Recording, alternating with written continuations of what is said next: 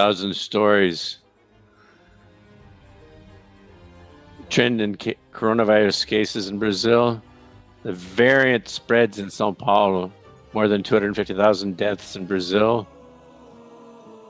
COVID-19 pandemics. Hospitals full. Health workers exhausted.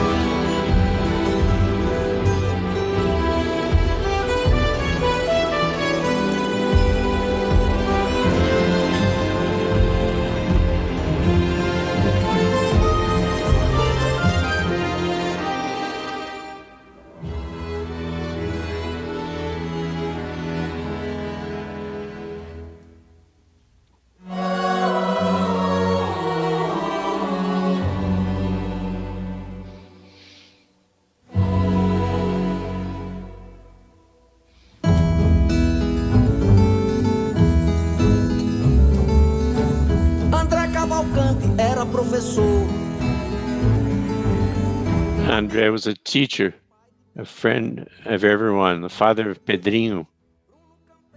Bruno followed in his footsteps. He became a nurse. For love, João Carlos Antonio was a ticket taker. He was anxious to retire, and Diva Teresa loved to play the piano, her beautiful piano. She played eloquently. The cold numbers don't touch us. I hope that names can touch us. If the cold statistics don't touch us, I hope the names can touch us.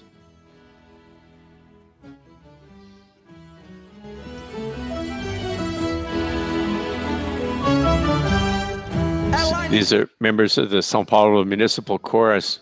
Helena Cristiani, she won medals, Olympic medals. Felipe Pedrosa, it was a Uber driver. He was driving a Uber. Gastão Dias Jr., he was humble, and Horacio Coutinho, and if each friend and relative, if the cold statistics don't touch us, I hope that the names can touch us. If the cold statistics don't touch us, I hope that names can touch us. This is a comedian, Daniel Azulay. Kids comedian is a famous Brazilian clown. Iramar Carneiro, a truck driver. Truck driver helped Brazil. Joana Maria, a great grandmother. And Katia Silene, a devoted mother. Linda Maria was friendly. A samba dancer. Margarina Veras loved teaching. She was a kind teacher. If the cold statistics don't touch us, I hope that the people's names touch us.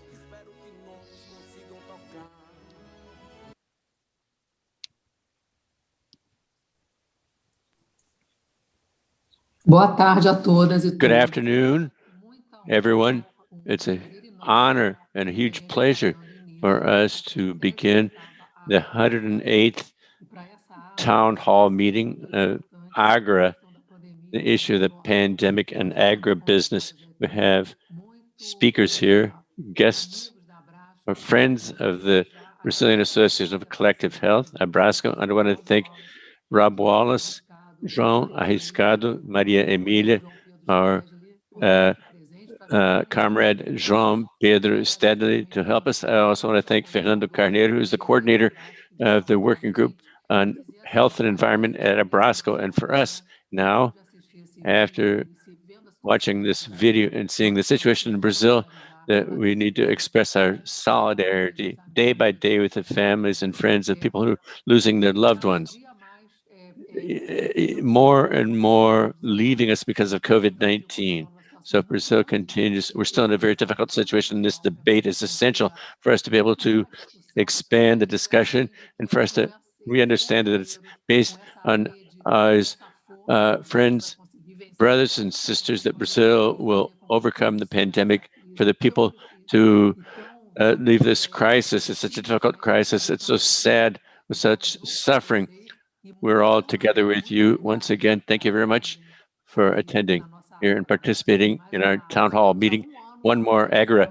We've been holding these activities for a year based on the pandemic because of it. So I'll turn the floor over to Fernando Carneiro, who's going to be introducing our guest speakers and discussants. And then we'll continue afterwards with the discussion. Thank you once again. Fernando, you have the floor. Thank you very much, Gulnar. Good afternoon, everyone. It's a huge source of joy and honor to launch this town hall meeting. It's an historical town hall meeting. We've had 108 already. It's the first Agora that's going to be discussing the origins of the pandemic, the cause of the causes, complementing several other activities that we've held here this year. So the theme that was chosen by the Working Group on Health and Environment. I'm here from Pernambuco.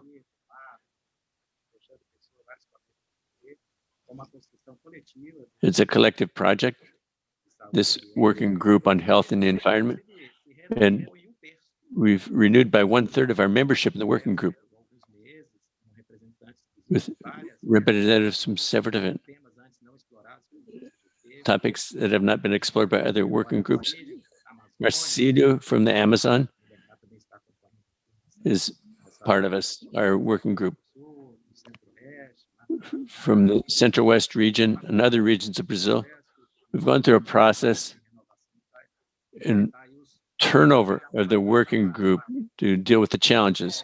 So, as Gulnar said, I'm part of the working group on the research here, and I'm speaking from Fortaleza, the land of sun in northeast Brazil, in the semi-arid region of Brazil. I wish to say to you all that it's not a town hall meeting, not a trivial one in the sense of just convening experts. We're convening activists, militants, and thinkers, and building the ecology of knowledge. And one of the people who studies this topic at Coimbra, João Arriscado, was a colleague and friend. He was the first one. A year ago, he recommended somebody doing this discussion of the origins of the pandemic and the relationship to agribusiness, a critical analysis of this idea, which is sometimes you don't have a refined idea of the, so in the English version, Rob Wallace's book, we've just launched, João Stédile said it's his desert island book, the book that he would take to a desert island. And the president, the chairperson of the Congress of Epidemiology, this work done by Rob Wallace, and I believe that this is an important part of the book, where he combines things that weren't combined before. He combines the view, the Marxist view, and dialectic and structural view, but an epistemologist of the South, and anthropology, history, and geography, molecular epidemiology. So this discussion, I believe, is going to be the face of our epidemiology Congress, but it gives us great power, this view, and we're facing a very difficult moment here in Brazil.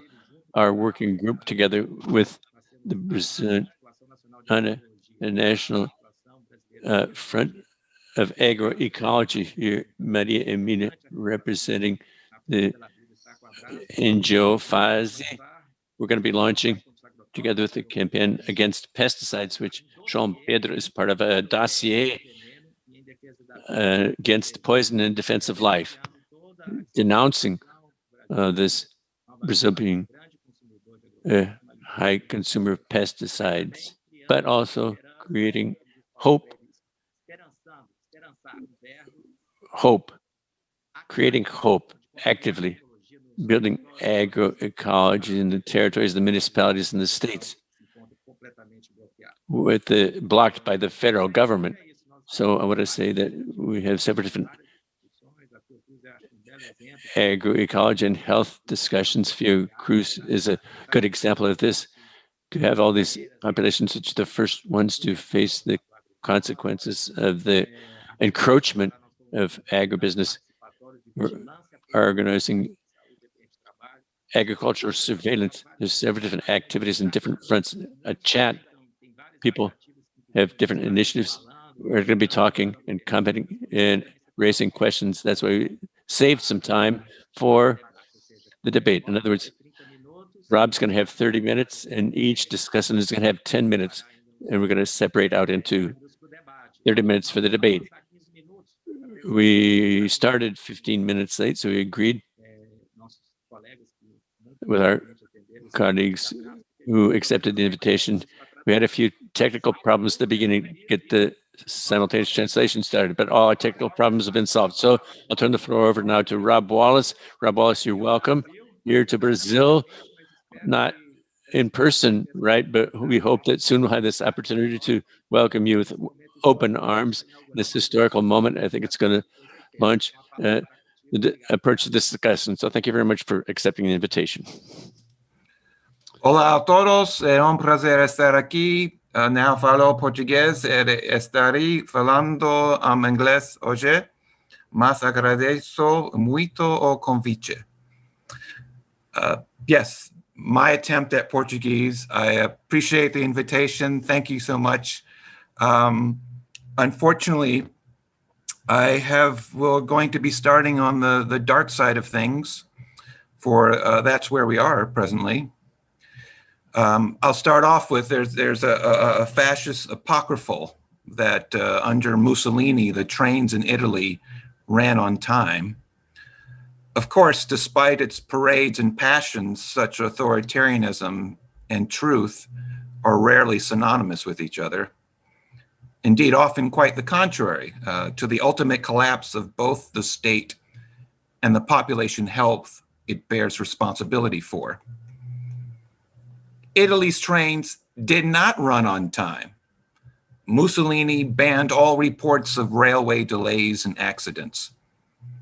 Here in the United States, President Trump pushed much the same way against a different set of daily reports. Several times in 2020, he spoke of the virtues of what's called an agnotology, that is the study of ignorance. Quote, when you test, you find something is wrong with people, he said. If we didn't do any testing on COVID, we would have very few cases, end quote. All to the tune of 500,000 COVID deaths in the richest country in the history of humanity. That doesn't mean, however, that the present political alternative is free of blame. One might justifiably sigh in relief at President Biden's election as the return of the adults. But are there adults in charge in a country without a national health service? Indeed, 40 years of neoliberalism neglected and monetized American public health, such as it was, spinning off such interventions down to the doctor-patient relationship, or only for those who could afford such hospital visits. For even under Obamacare, 28 million Americans are still without health insurance, and 44 million more are underinsured. Combined, that's nearly a third of the total population of Brazil. Can you imagine such a gap in public health coverage? Without the capacity or interest, even now, in things like contact tracing and community health visits. So long before Trump, the US, despite its reputation, was in serious trouble upon any pandemic's eventual arrival. Such willful neglect across the globe extends back to the origins of the pandemic, along with, looking forward, the reset that capital says it's going to propose. Despite the batch of new vaccines to which very few worldwide have access, SARS-CoV-2, that's the coronavirus behind COVID-19, remains on the march. It's still infecting hundreds of thousands of people a day the world over. In countries that handle the outbreak badly, among them the United States, Britain, Brazil, and now India, government rhetoric had at times even suggested letting the virus largely run its course. With little scientific backing, it was declared that a mythical herd immunity, leaving perhaps millions of dead in its wake, would save us. Agribusiness likewise proclaimed that the industry that helped loose many of the century's deadly outbreaks offers exactly the right path forward. So we have the lights of such organizations as the Animal Agriculture Alliance and the Breakthrough Institute that say agricultural biosecurity, technology, and economies of scale, that is, making bigger is better, are the only way to protect us from another pandemic. Never mind that the agribusiness production and land grabs conducted in its name are documented to have driven the emergence of multiple pathogens the past 2 decades. How did we arrive at a historical moment when the very causes of the ongoing crisis are repeatedly presented as if it's the solution? Modern agriculture emerged hand in hoof with capitalism, the global slave trade, and science. Early European powers deployed the first imperial scientists to decode the new landscapes and peoples their ships encountered on their voyages of conquest. Imperial science also helped recode those lands and peoples back into subjects for capital accumulation. From Europe and Africa, the various stages of capitalism that followed expanded across the Americas, the Caucasus, and the tropics, turning locally tended food landscapes into export commodities. From 1700 to 2017, large-scale croplands and pasture expanded fivefold to 27 million kilometers squared. The practice of industrializing livestock and crop production took off to new heights after the Second World War. So I've condensed the entirety of the history of modern agriculture in 2 sentences, so forgive me. But the important point is that presently, 44% of the Earth's ice-free surface is now dedicated to agriculture and represents the planet's largest biome. Many millions more hectares are to be brought into production by 2050, especially in the global south, where what little virgin farmland remains is to be cut out of the last of the rainforests and savannas. The poultry and livestock alive today represent 72% of global animal biomass, far surpassing the total biomass of vertebrate wildlife. Industrialized food animals are beginning to spread across the globe in veritable cities of pigs and chickens. What was once planet Earth has been turned into planet farm. These expansions are networked by circuits of capital and accumulation. The circuits source in an increasing volume of trade in live animals, produce, processed food, and germplasm. The growing patches of monoculture are characterized by declining diversity in animals and crops, as technical interventions select a few genetic breeds over all others. Varieties are also being lost as agricultural companies consolidate. Such economically driven shifts have produced profound impacts upon both our ecology and public health. The production of limited lines of monogastric species, things like pigs and poultry, is displacing locally adapted breeds of a wide array of animals across non-industrial countries. Similar trends are found in crops, feeding both human populations and industrial livestock. Along agricultural advance, primary natural habitat and non-human populations are contracting at record rates, destroying indigenous and smallholder land and livelihoods along the way. Deforestation and development are increasing the rate, the scope of the types of animals, of pathogen spillover from wildlife to food animals and the laborers who tend them. COVID-19 represents only one of a series of novel pathogen strains to have suddenly emerged or reemerged in the 21st century as threats to humanity. These outbreaks, avian and swine influenza, Ebola Macona, Q fever, Zika, among others, have all been tied to changes in production or land use associated with intensive agriculture, as well as logging and mining, all of which, of course, Brazil knows a lot about. So pathogens emerge differently depending on the place and the commodity that's being made. But all are connected within the same web of environmental damage and global expropriation, which explains the cross-continental nature of the new pathogens. So SARS in China, MERS in the Middle East, Zika in Brazil, H5N1 in Europe, swine flu H1N1 in North America. How does production drive these outbreaks? At one end of a region's nascent commodity chain, the diverse complexity of primary forest typically bottles up wild pathogens. Potential hosts are encountered only on an irregular basis.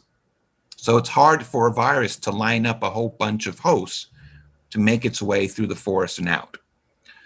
But things like transnational logging, mining, and intensive agriculture change these dynamics.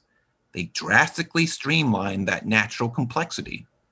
While many pathogens on such neoliberal frontiers die off along with their host species, a subset of infections that once burned out relatively quickly in the forest can suddenly propagate much more widely. Ebola offers a classic example. Since the mid-1970s, Ebola outbreaks typically besieged a sub-Saharan village or two before dying out.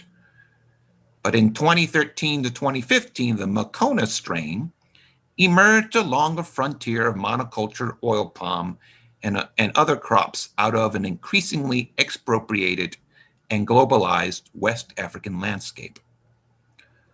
Although little different in its genetics or clinical course compared to previous Ebola outbreaks, the Macona strain will go on to infect 35,000 people, killing thousands living in major cities and suddenly only an air flight away from the rest of the world. So it's not about the genetics of the virus, it's about the fact that the virus is put in a new context. Now, other diseases emerge at the other end of the production chain. Deadly and human-adapted avian and swine influenzas typically crop up in intensive operations located closer to major cities in the global north and in the global south. So of the 39 documented transitions from low to high deadliness in avian influenzas from 1959 on, all but 2 occurred in commercial poultry operations, typically of tens or hundreds of thousands of birds. Intensive operations are so flooded with circulating avian and swine influenza that they now serve as their own reservoirs of new strains. So blaming wild waterfowl can't be something we can do anymore. They are not the only source for the new avian influenzas. Well, what is it about industrial farms that makes them breed such infections? Well, industrial turkeys are grown in barns of 15,000 birds. Industrial layers, and those are hens that lay eggs, are stocked in barns up to 250,000 birds. Growing animals in vast monocultures removes the immune fire breaks that would ordinarily cut off outbreaks in more diverse populations. Pathogens routinely evolve around the now commonplace immune genotype of the industrial livestock. Meanwhile, overcrowding and poor hygiene induce intense stress in such food animals, which can depress their immune response and make them more vulnerable to infection.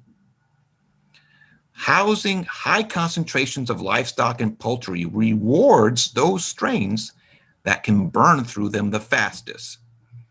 So the more bunched up all the animals are, the more similar they are to each other, the more food for the influenza and other pathogens that are circulating among them.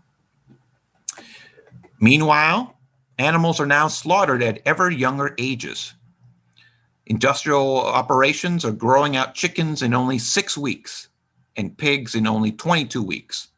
And that can select for greater pathogen deadliness, including infections that are able to survive younger and more robust immune systems.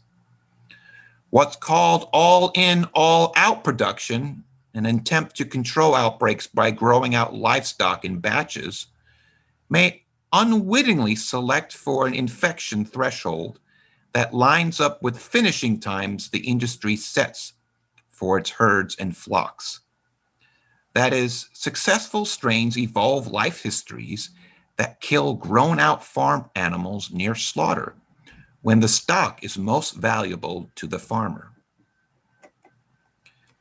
Meanwhile, there's no reproduction on site. The animals don't breed on the farm in industrial operations. All the breeding is conducted offshore, largely for market traits like more meat and fast growth. And so the livestock populations are unable to evolve resistance to circulating pathogens. As survivors of an outbreak don't breed among industrial animals, they cannot pass on any resistance to the disease that they might develop. Beyond the farm gate, the increasing distance live animals are shipped country to country has expanded the diversity of the genetic segments that pathogens exchange. So we have an increasing rate in the combinations of the diseases that are exploring their possibilities. So if you're playing cards on a Saturday night, playing poker, you mix up all the cards, you have all these different combinations. That's what the industrial operations are doing by transporting animals from one side of the world to the other. Their influenzas and other pathogens can exchange their genes in a way that they weren't able to quite as fast as before. So the greater the variation in their genetics, the faster that the pathogens evolve.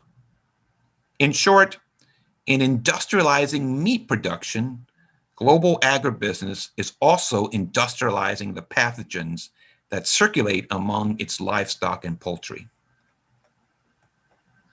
Now, what does this have to do with COVID-19?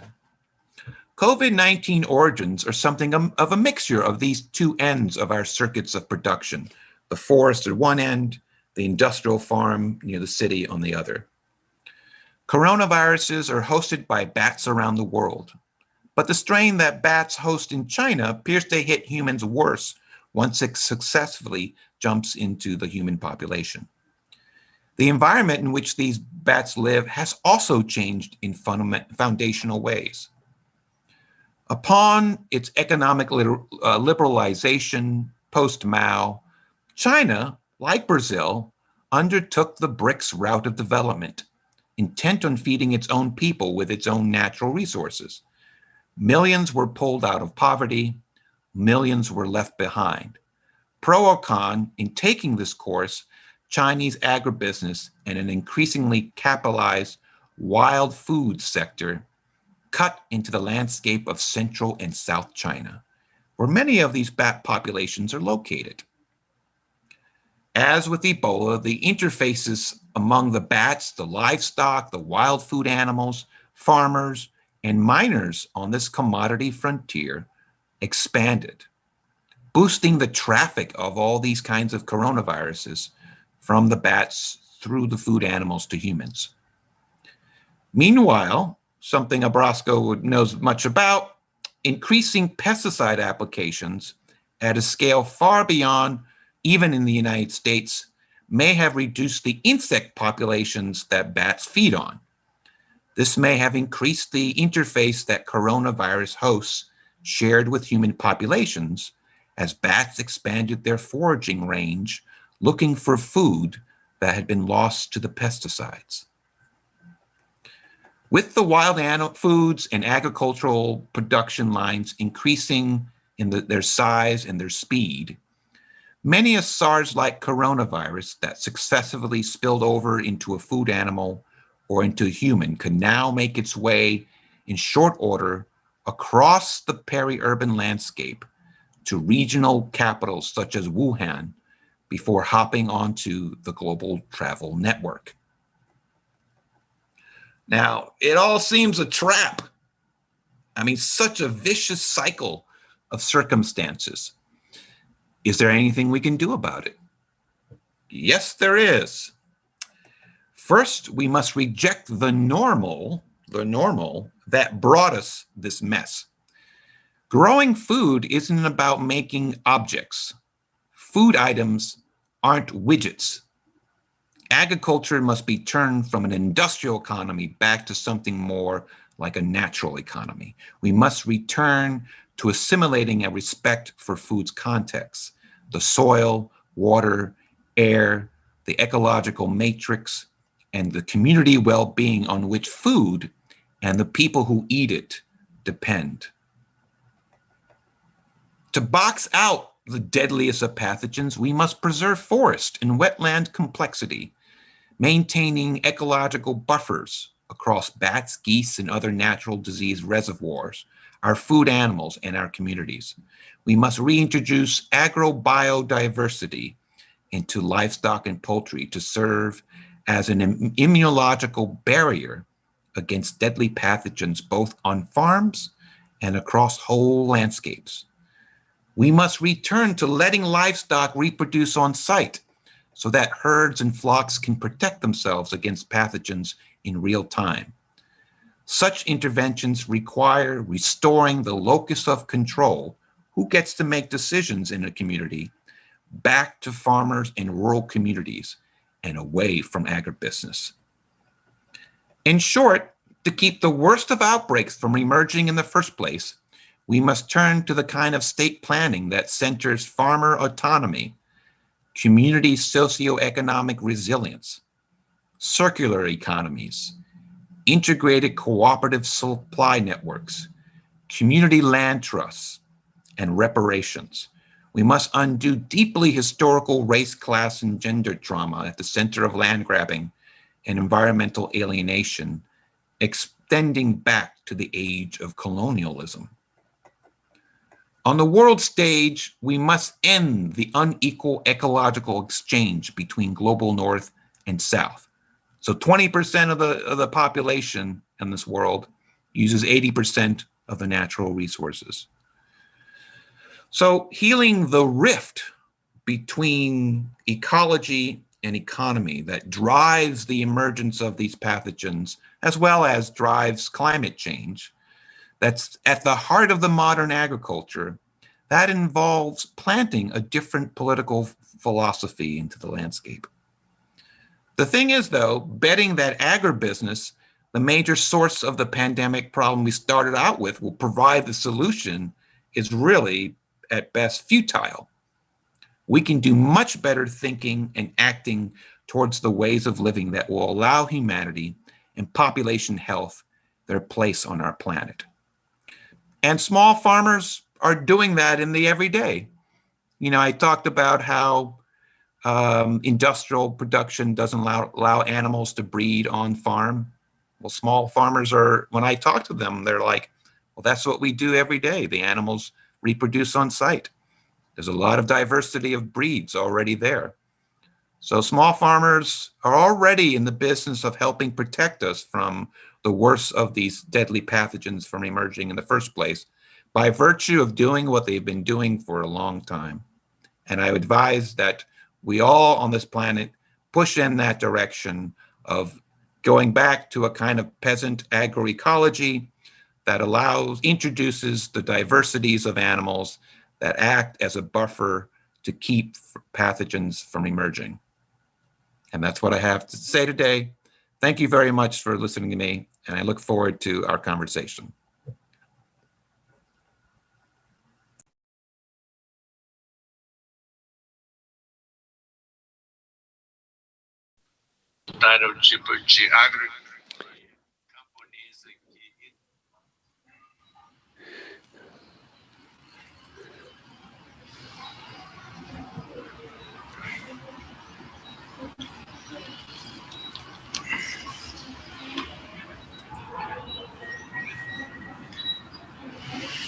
Muito bom, Rob. Great, Rob. You finished before your 30-minute time limit. That contributes to debate. That's agro-democratic. We're going to have plenty of time, and it's encouraging for people to raise their questions in the chat box on YouTube. And I think that while Rob closed, I think, and points to where his book points until recently to talk about what does agribusiness have to do with the unified health system? What does agribusiness have to do with collective health? We thought our working group on health and the environment, like we were odd fellows or something, and his book shows that everything is interconnected, not only the impacts, but also the civilizational challenge on the horizon. Until recently, the critics of agribusiness called agroecology, fairy tale or utopia, and now ecology, agroecology is a necessity for our survival. The future begins now, making analogy from the pandemic to the utopia. So, with no further ado, to talk about the utopia that has started, not now, but it has to be expanded with capillarity. It has to be on the agenda in our struggle by our scientific, political, and social movements here. I'll turn the floor over to Maria Emília, is from the National Coalition for Agroecology. She was the former chairperson of the National Council on Food Security, and Jair Bolsonaro actually banned this group. And Maria Emília, we want to thank you for accepting our invitation. And agroecology, especially women's agroecology. So it's a huge pleasure for us to hear a great woman and a fighter for agroecology in Brazil. Good afternoon, one and all attending here. Thank you for Fernando. Thank you for the invitation. Thank you, Professor Gulnar. It's a huge pleasure and an honor to come here in this virtual room with people like Rob Wallace and people that are with us like João Pedro Stédile, a fighter, and Professor João from Coimbra. Thank you very much. And it's very timely, this debate, at this time of our history.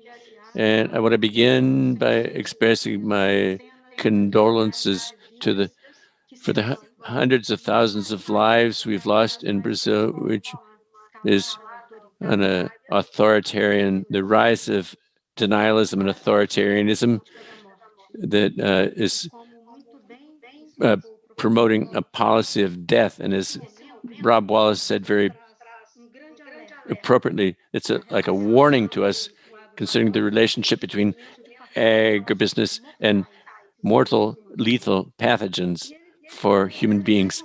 And actually, it calls on us to reflect on other paradigms which are alternatives to capitalist unsustainable production and increasingly producing less food. But food products, it's not the same as food, because first and foremost, we defend the human right to healthy food and quality food, not just ultra-processed foods. And what we see in Brazil, that this is expressed in what Professor Rob Wallace has just shared brilliantly with us and all the biomes here in Brazil. And what we've witnessed is a growing expansion and encroachment of the agricultural frontier, and with digital land grabbing, which with the rural environmental, with self-declaration, which is more land registered than actually exists in reality, but flexibilization, growing environmental flexibilization with more deforestation, and these processes with a regulatory framework for demarcation of our genetic legacy. We can see this, the captured by large corporations from production to consumption of food products, ultra-processed foods, which are also produce disease. But we see further what we've called uberization of the agriculture economy, a process of accumulation of information by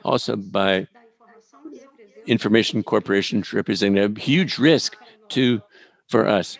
This is a set of measures which aim to expropriate, to promote dispossession, violence, with death of our leaders, criminalization of the social movements.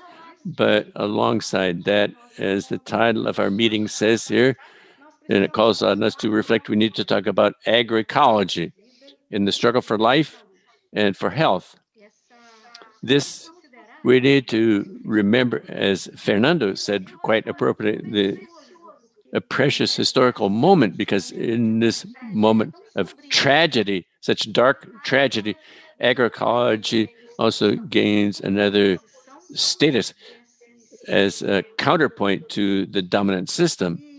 And agroecology needs to be viewed increasingly as science, as a social practice, a social movement, and practical movement, and it is part of a history here in Brazil, which links, expands, and makes interact fields of knowledge, amongst which relationship to health, nutrition, food sovereignty, economy with solidarity, women's struggles, and it builds alliances with several different segments of Brazilian society.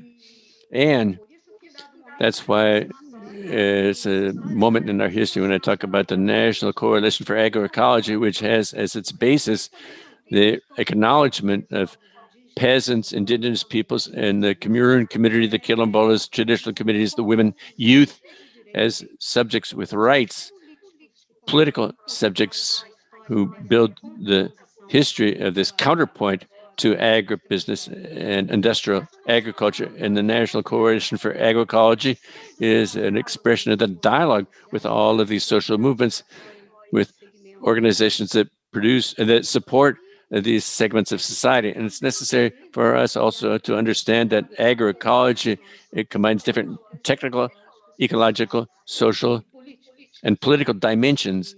And it questions this dominant paradigm, which it places it in check, which deepens and encroaches from the so-called green revolution, the crisis in the productivist, quote-unquote, model. And it leads us to think of other epistemologies. Here, we're going to hear Professor João Nunes, who will be talking about the ecology of knowledge, because this is a crucial point in agroecology, an understanding that there's several different forms of knowledge, and it's necessary to have a form linked to scientific knowledge with people's knowledge and community knowledge. And increasingly, agroecology is in that place which works on the change of food systems, combined with the perspective of food sovereignty, because we cannot continue to allow that food, we need to admit and work in the sense of food as a people's endowment, as the expression of many different food cultures, which link precisely to conservation of biodiversity, and which in Brazil, in a very appropriate way, we called socio-biodiversity, because it's precisely the diversity of our peoples which ensures preservation of biodiversity and agro-biodiversity, which is increasingly threatened and increasingly suffering a genetic erosion. We cannot accept what we're experiencing today, which is food as a commodity, a merchandise. That's why we value a campaign which Brazilian Coalition on Nutritional Security defends, which is this idea of food as endowment and a legacy. And this points to an important aspect, which is agroecology, which as knowledge and practice, which it provides us with, which is it's to oppose to the vision of nature to be subjugated and dominated as is done by agribusiness and industrial agriculture. We are part of nature, and agroecology's perspective in the agroecological movement is an increasingly larger relationship of harmony with nature. And I mean to say at this moment of our nature history, this is a fundamental issue because we are experiencing the challenge of rethinking and practicing in a new way nature, society, and the relationship between the two. In nature and society, we need to be cautious because at this moment of Brazil's history of new forms of capitalist accumulation, there's the notion that we will move to another moment with solutions based on, which Rob Wallace called attention, these solutions based on nature. They end up reproducing the scale, the very scale and the conditions that agribusiness realizes. That's why we call it from false solutions based on genetic engineering or on the .com market, and expressing, as Professor Wallace just said, that this relationship, the colonialist relationship between the North and the South. But I also wish to call attention to the fact that the perspective, agroecological perspective, calls our attention to social relations. And we also want to call attention to the principles and values that are our basis that we need to deepen in this journey to finding solutions and overcoming these crises that we're experiencing. We need to call attention to the principle of diversity, the precautionary principle. Well, we're releasing and authorizing hundreds of variations, pesticides and so forth, because we don't follow the precautionary principle, that of responsibility and the defense of common goods. We also need to alert people that to this point, not everything is become market, but although this is a process, this is a virulent process in Brazil. We're in a process of reconfiguration of the land market on the one hand, public land, invading public land, but we also have these other threats here that are referred to, which mean the commodification, growing commodification of life. But in agriculture, we want to defend diversity of ways of living. And this is one of the values that we have. We're a pluriethnic society. That's why we need to confront very decisively also and fight racism, which is an historical debt. It's an ill, a foundational ill of Brazilian society, but in the social dimension of agriculture, which is fundamental, and we've witnessed that it's necessary to include amongst the objectives of agroecology transformation of social relations, in addition to talking about the capacity for recycling the flows of nature. We also need, as a paradigm shift, we also need to talk about the transformation of social relations. And here I want to say that from this perspective, there's no possibility to talk about growth with advance of agroecology without talking about inequality between men and women. And we need to make two important dialogues with acknowledging that there are several different principles of the economy that need to be brought beyond the exchange value and value of use, in addition to reciprocity, exchange, distribution, redistribution are fundamental. And women, through the women's struggle and a dialogue with the principles of feminist economy, make us see this necessity to transform this and to transform social relations. Another vision, another practice, another recognition from the point of view of economy and economics, and to acknowledge that capitalist accumulation also has produced itself through exploitation of women. That's why it's necessary to understand in a different way what it means, reproduction of life, the sustainability of life, as women say. And that's why we in the agroecological movement in Brazil say that without feminism, there's no agroecology. Feminism has brought new issues, principles, values, which signify also agroecology. And I also wish to insist on the position, the necessary position that the agroecological movement has had towards the fight against racism, which is structural for inequalities as well in Brazil. And that's where I insist again on the importance of acknowledgement of a pluriethnic society with different ways of use and appropriation of land, because in Brazil we have collective forms of use and appropriation of land. The traditionally occupied lands, which now, as I attempted to explain before, have been incorporated by the market. We have experienced a fast way. We need to strengthen ourselves to create the barriers, ecological barriers that Professor Rob Wallace mentioned. And for agroecology, in the experiences that we've had in Brazil, raise so many specificities, the biomes, the ecosystems, and the different peoples that can represent and are already representing with this barrier. And finally, I wish to highlight that the political dimension of agroecology is essential. That's why the motto that we have in the fourth meeting, national meeting of agroecology, is called Agroecology and Democracy, uniting the land and the city. Citizens' rights, democracy, this work has been its essential nature, and it was translated at a recent time in our history in the winning a national policy for agroecology and organic production, and national policy for food security and food and nutritional security. The dialogue between the guidelines of these policies is essential, but at this moment, all of this is being destroyed or decharacterized, either because the budgets don't cover it or because the government has waived all this. At the center of its strategy, the defense and the well-being and human rights to food.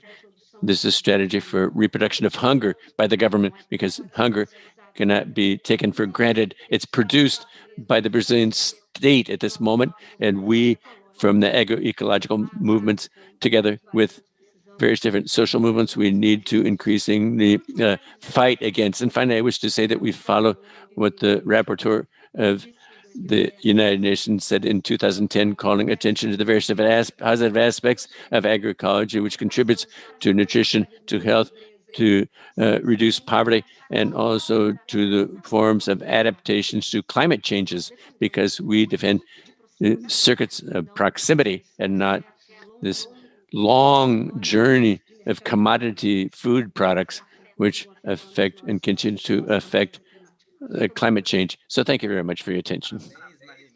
Congratulations, Maria Emília. I would even like to say on behalf of Abrasco that special thanks to the agroecological field in Brazil at the initiative of the meeting. Acompanhar desde 2009 até o encontro 2011.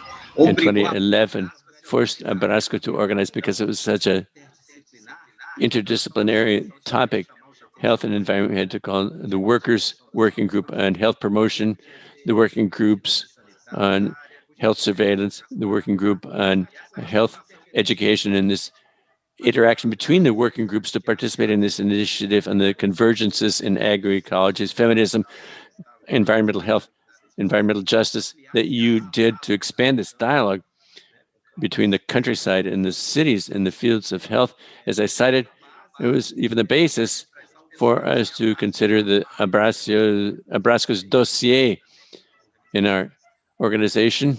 It was a milestone, and the book had not just a scientific and political impact, but also in the struggle. As an example, Raquel Castle in the United States learned about Abrasco through the book. And this is a lesson that you're teaching, not only Abrasco, but teaching recently with Fiocruz, initiatives in the field of agroecology. So thank you very much again for these lessons that you shared with us. And let's turn the floor over now to Professor João Arriscado Nunes, a great friend. He's a person who has for many years studied epistemologists of the South, collective health, and agriculture. He's going to inspire us today. João Nunes, it's a pleasure to have you with us here. I would like to begin by thanking you for the invitation. I think that the invitation from Abrasco to speak in this panel, it's a privilege to participate in this panel discussion in the company of Rob Wallace, Maria Emília, João Pedro, Stédile, and also with the president of Abrasco, Gulnar, and also my dear friend, Fernando Carneiro. I would like to begin by saying that it's important to hold a panel discussion with these characteristics and on these topics at a time that is especially difficult that we're experiencing in the world today, but especially in Brazil, with the loss, the avoidable loss of hundreds of thousands of lives.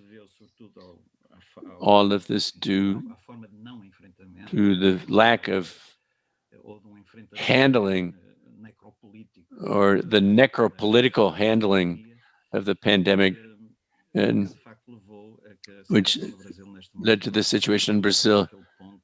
It's reaching a point of such severity that we're all familiar with, and that's why I'm not going to dwell too much on underscoring this situation with the pandemic in Brazil. I come from a country where we had, fortunately, we had a national health service. We also had public policies, which, with some limitations as well, were capable of confronting the pandemic. We're now in a situation where we have few cases of COVID-19. We've reduced hospitalizations and the situations where people had to be hospitalized for intensive care, but we still have a propensity, for example, with the immunization. Obviously, they create some optimism for the near future, but at any rate, we still observe that we're in a situation where the situation is not finished. So we're still in a pandemic. It will only be resolved when it's been resolved by the entire planet. And I would like to touch here on 2 points related to the work that Rob brought. And first of all, calling attention to the need to expand our understanding of the processes and the causes leading to the emergence of the pandemic and their relationship to the entire set of problems that also affect and have affected for some time life in populations, especially in the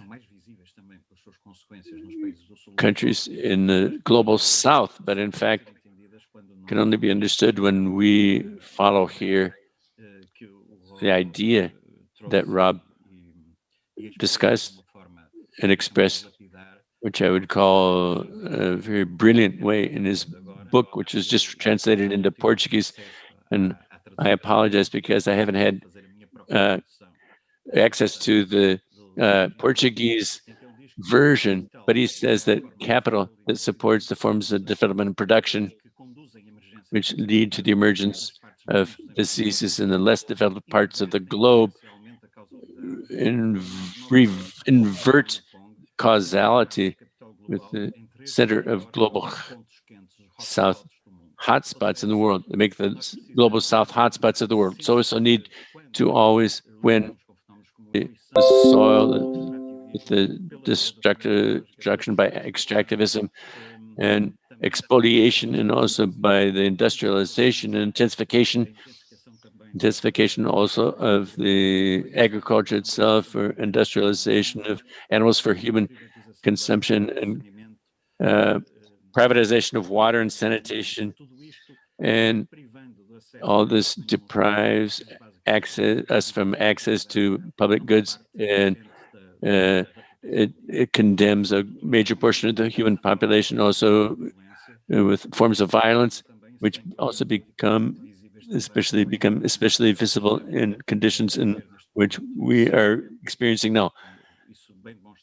This has been demonstrated quite well in the Brazilian case, but also, for example, in the case of India, especially in that situation that we have followed also in the Middle East.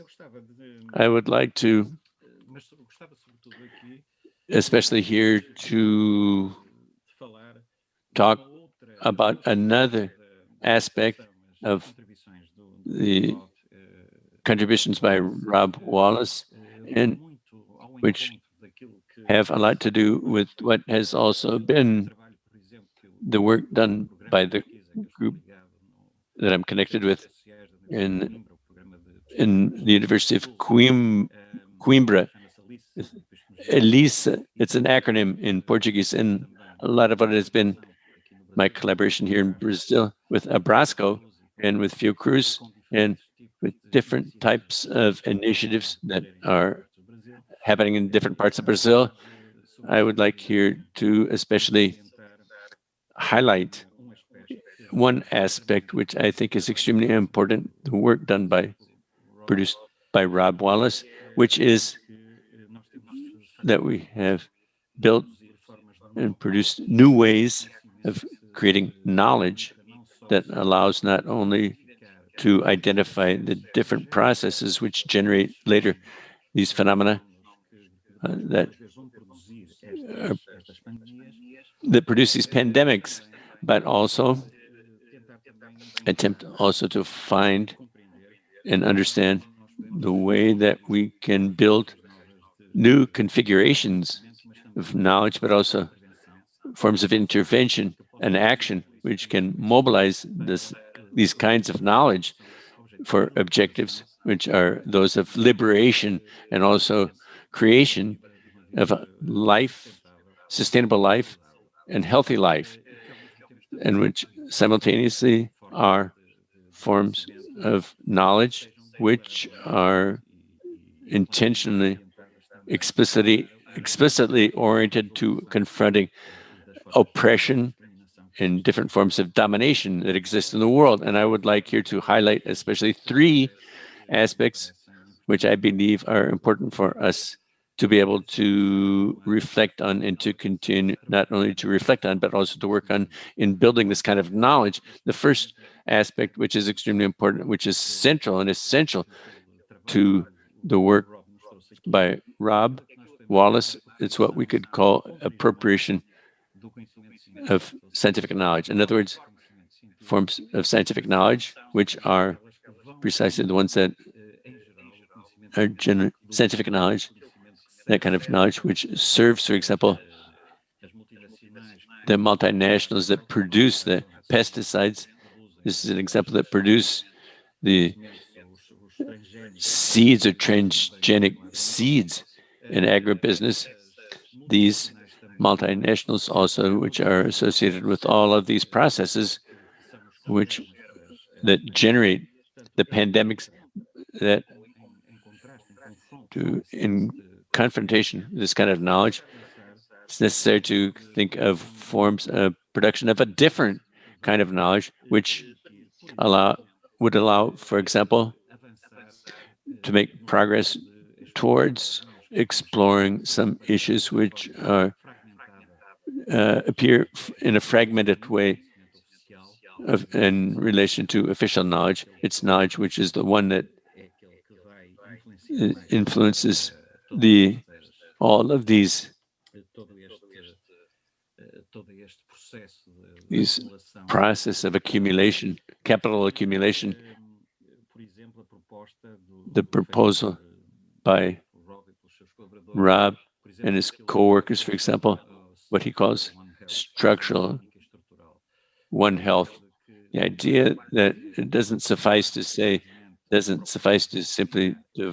try to identify the different forms of processes which are related to human health and also pathogens which affects humans and animals and the ecosystems.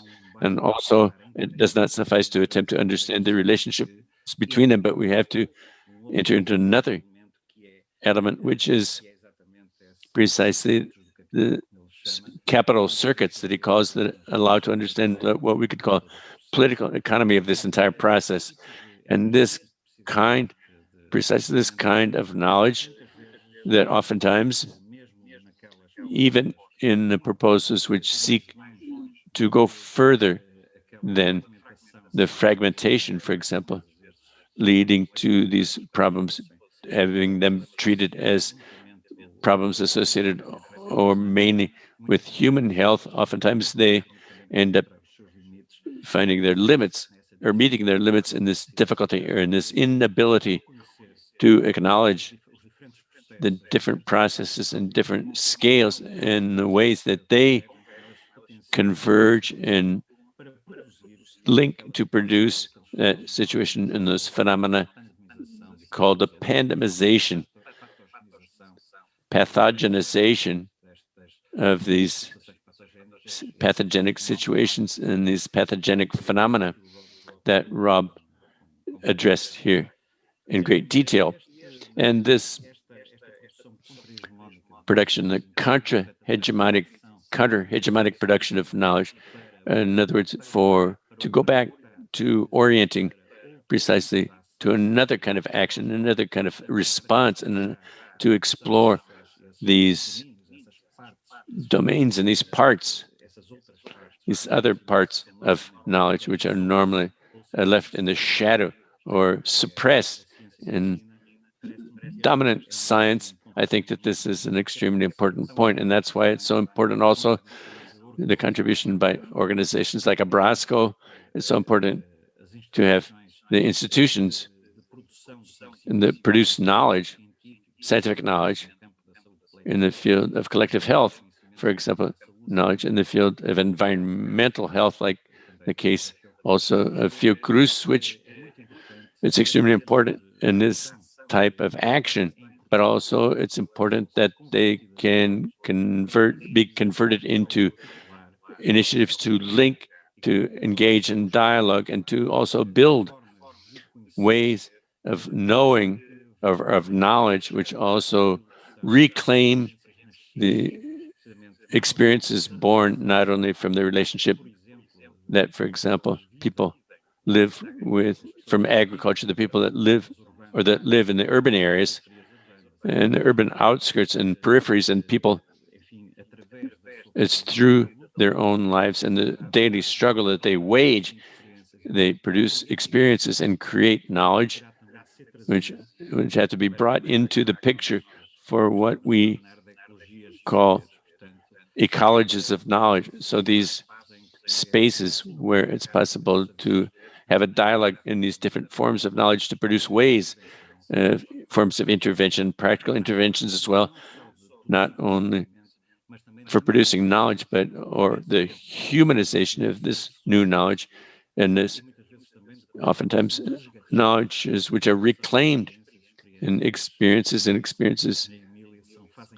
that are part of what history and memory today of all those people, men and women, who have faced situations where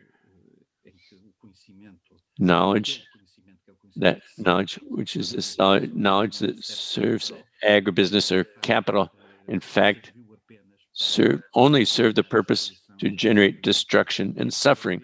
Therefore, it's these forms that are the indigenous peoples and the original first peoples, all the experiences accumulated and produced, for example, the knowledge that's produced in the quilombos, the maroon communities, the indigenous communities.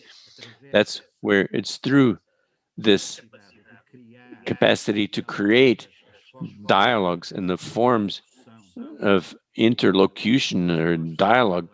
We like to talk about intercultural tradition between forms of knowledge. It's through these processes that we can truly not only produce more adequate knowledge, more capable, that is necessary to be able to understand these processes that Rob mentioned and discussed so well and analyzes in his books and articles and his research work and by his team, but also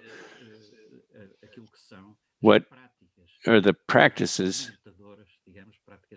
liberating practices associated with production of alternatives, what we Boaventura calls the liberated zones where it's possible to do things differently, as Boaventura Santos said, but it's also possible to create forms of solidarity and cooperation to allow these experiences to be shared, these experiences to also be to gain solidity and also capacity to expand precisely through their transformation of knowledge and experience. And that's why I believe that in this,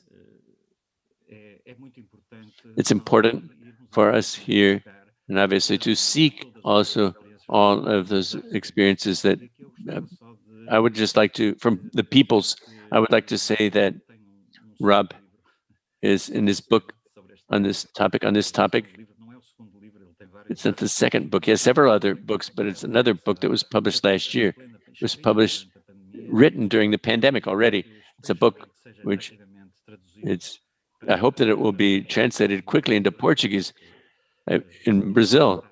I think that now the path is open for this to happen, which is a book which is called Epidemiology and the Dead Epidemiologists, I think, about the origins of COVID-19. It actually has extraordinary passages on the different experiences occurring in the world that includes, first and foremost, in a very visible way, the experiences that are happening in the field of agriculture and peasant agriculture and agroecology. And it's interesting, and this point is something that I think it's worthwhile. We have Rob, we should call attention to this, that he himself and his team who work with him, a group which is called the Agroecology Group, the research body on agroecology, which is created in the United States. They also created an initiative which is pandemic research for the people. Pandemic research for the people reclaims the traditions of a science focused also on precisely on the initiatives for emancipation and liberation, and which also here in this case are heavily oriented towards the production of local responses, not only responding to the current situation of the pandemic, but also to go beyond and seek to respond to the conditions that allowed or have allowed, and in a sense, promote the emergence and the reproduction of these pathogenic phenomena which accompany all of this process. Therefore, I don't know how I'm doing on time.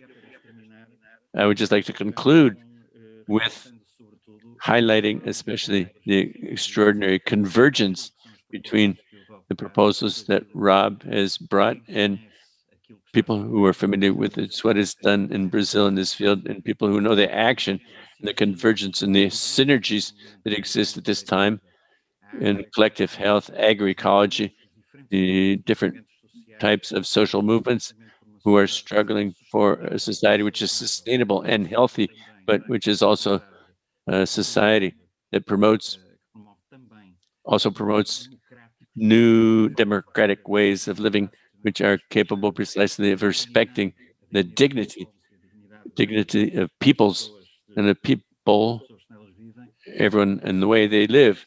And I believe that we have here, in fact, a contribution for this fight, and this helping us to see that a lot of what is done in Brazil, I mean in Portugal, but I'm saying here in Brazil, I hope you'll forgive me for that, unfortunately, but at least I'm here with my face and voice and spirit, but we have here in Brazil, I mean, a convergence also of positions and proposals which help us to realize that this is a struggle that has to do with local responses, all local responses at this time converge towards these alternatives. And if we want to give an example of this ecology of knowledge, the example would be precisely all the work that has been done in collaboration in different areas and intersection of ideas in the construction of ecologies of knowledge done in problems with pesticides, especially the production of the Abrasco dossier on pesticides, which backed and also promoted, but which would not have been possible without this kind of collaboration.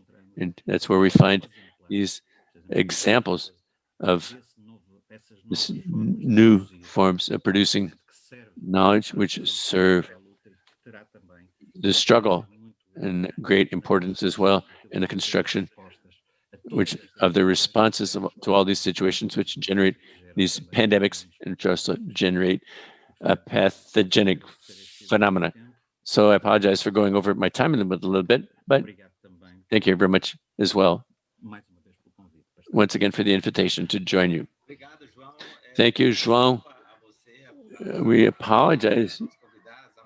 In the town meeting, it was cruel in a sense. Each person could spend an hour speaking, but we had to be brief and synthetic. I wish to say that the University of Coimbra at your Center for Social Studies is a reference for us. Several different professors and researchers that are in this town meeting. And they did their graduate studies there at your center. It's a school of critical training, not from colonial Portugal, but the Portugal of the revolution of the Carnations, the Portuguese Revolution. And João Pedro, who speaks last, to get the masses riled up. They're saying he's a rabble-rouser, just to have people revolted. The National Council on Postdoctorate, 1,026 people. They only passed 26 people. PhD scholarships, only 26 PhD scholarships were awarded this year. So João, our comrade, João Pedro Stédile in the landless movement in Brazil and Latin America, and his rallying cry is everything that we've been talking about. João Pedro Stédile, you have the floor. Can you hear me, Fernando? Good afternoon, good evening, one and all, everyone watching from home. It's a huge pleasure to be here in this town hall meeting. It's a privilege to greet our brothers and sisters from Abrasco who have been our partners for years and decades in this struggle for public health and the unified health system, the SUS, and against the use of pesticides, which cause so many deaths of Brazilians and all across the world as well. And also, it's a huge pleasure to meet Rob Wallace, I only knew you by your book. I'm happy that you're so young. So I hope that we'll be producing many, many, many more studies to help us to defeat agribusiness. You should know that we really love your scientific contribution because your book is a hit here. And we, insofar as possible, we're using it in our training courses in the landless movement. Unfortunately, it's kind of thick, so the activists are kind of scared when they see this 600 pages.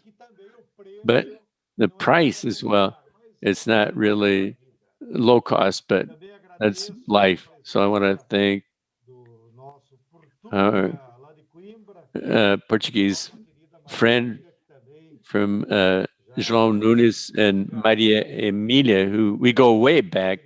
She's an activist in the trenches with us. So I think I don't have too much to add myself, but I want to share with you all just a reading that we have done in the peasant movements in Brazil and in the international peasant movement concerning the nature of problems, health problems, and the environmental problems that we're experiencing now. And our reading, of course, influenced by my own background in political economics, we analyze that capitalism is in a phase which is still not well written, dominated by financial capital and by the large transnational corporations. These two poles accumulate wealth in the world. But fortunately, since dialectics explains and God exists, capitalism is in a deep, severe structural crisis all across the world. And obviously, in this capitalist crisis, the countries which are in the global south, and we are dependent capitalist economies, suffer even more the consequences of this crisis. And what we've realized is that these large financial capitalists and corporations, in order to protect themselves from the crisis and protect their fictitious capital expressed as currency, increasing with the crisis, they have been even greedier than before and a veritable attack on the nature, not only in Brazil, but all across Latin America, Africa, and Asia, an attack by the capitalism of large corporations to appropriate privately nature's goods, because they know that nature's goods have no value, were not produced by human labor. Nevertheless, when they take water from nature and turn it into a commodity, the price guarantees extraordinary profit. Nestle, Coca-Cola, and Pepsi-Cola have a profit rate here in Brazil, just with the water, of 400%.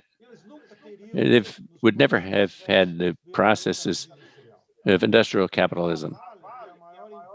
CVRD Valley, the largest mining company in the world, has a 350% profit in mining, iron ore mining here in Brazil. So we're witnessing this avalanche, which grabs public lands, as Maria Emília already said, and forests, mining, and water. Also to share as a denunciation for you to help us rob at this time, we have 20,000 gold miners, lumpen proletariat in indigenous lands, looking for gold and diamonds and panning for it. It sounds like something for poor people. Who do they sell their gold and diamonds to? A Canadian company and a British company, who control the world market. Therefore, indirectly financing these crimes that the gold miners commit against the indigenous peoples are a great large international capital.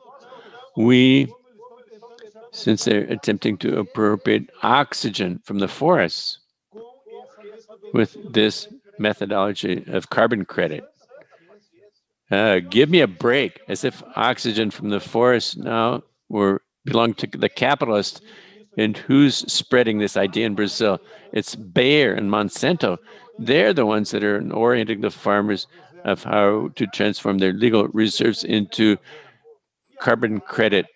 And Bayer purchases the credit and resells it in Europe, the credits from the farmers. Just you're probably following and reading that for the first time. It sounds crazy. The capitalists have turned water into a commodity, and it is being negotiated on the New York Stock Exchange as if they were the owners of water.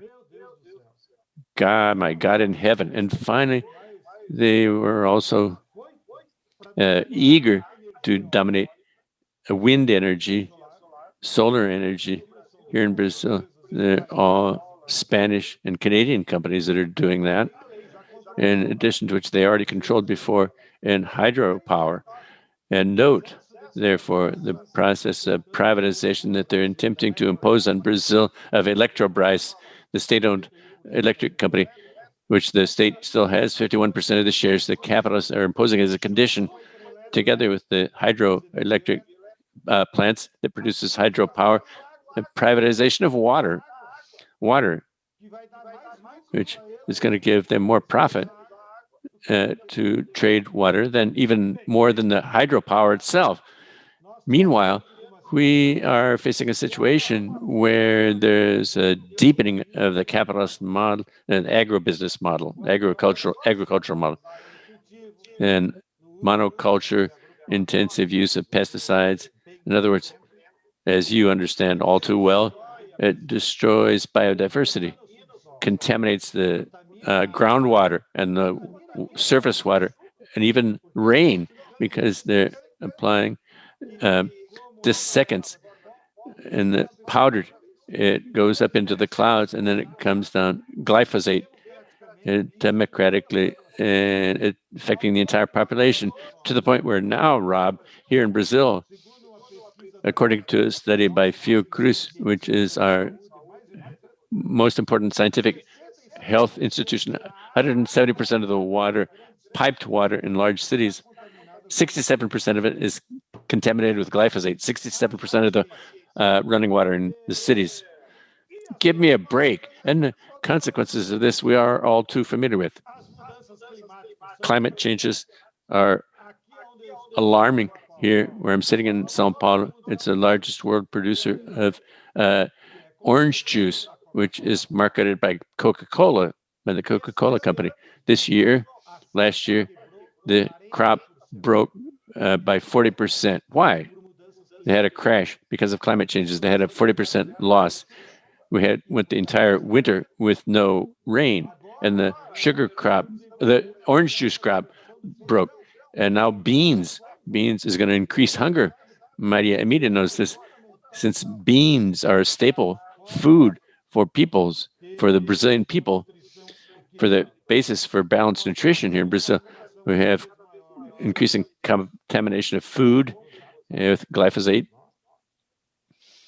and we have pollution in the cities, which are part of this imbalance, this environmental imbalance, in which the bourgeois press and the universities have shut their mouths. They say nothing. I read in a scientific report like yours that pollution in the large cities kills per year 8 million people. Oh, we're all alarmed with the tragedy of COVID-19, which has already killed 3.5 million people. That's true, it's a tragedy. But why doesn't anybody talk about the 8 million people that died from diseases caused by pollution, from vehicle pollutants and oil, because the automobile industry is one of the large payers of advertising.